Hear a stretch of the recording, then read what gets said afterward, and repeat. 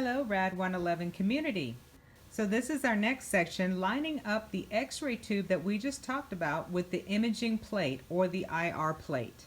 You can hear it be called a lot of things: image receptor, DR plate, CR plate, IR plate. They all mean the same thing.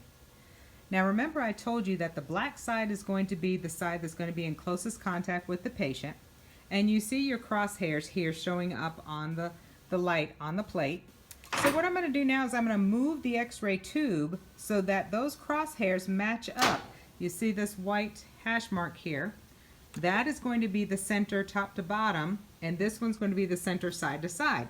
So we need to make sure that that is all lined up. And then you remember the collimation, we can go ahead and open or close the collimation as needed, depending on how big our body part is. Obviously, if we're doing a finger, it can be closed like this, but if we're doing, say, a femur, we'd have to open it up to ensure anything that's in the light field is going to show up on the image. If it's not in the light field, it's not going to be in the image. Now, this is what we consider tabletop, or TT. We can actually see the DR plate on the table, so this is considered tabletop. If we were going to go table bucky, what we would do then is grab this handle, and there's a plate here, a tray, and we put the plate within the tray with the black side facing up.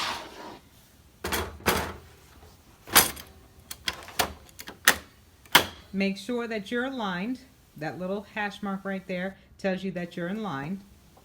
And then we're going to close this up. Now that it's closed, you can't see where you're lined up. This is where the laser light comes into play here. So you see this notch right here?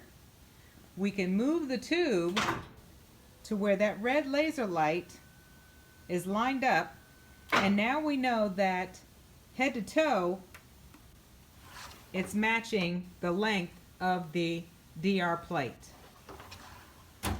Now when we want to do the side to side, because remember I told you we had to do both of these crosshairs, so we did this one, the head to toe one, we have to do the side to side one, or the transverse one now. So what we're going to do is we're going to hit this button here, and we're going to keep on clicking until you hear that click and you feel a lock.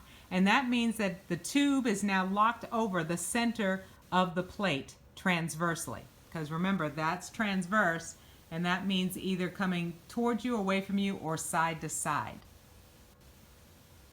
All right, so that's it for lining up the X-ray tube with the IR plate.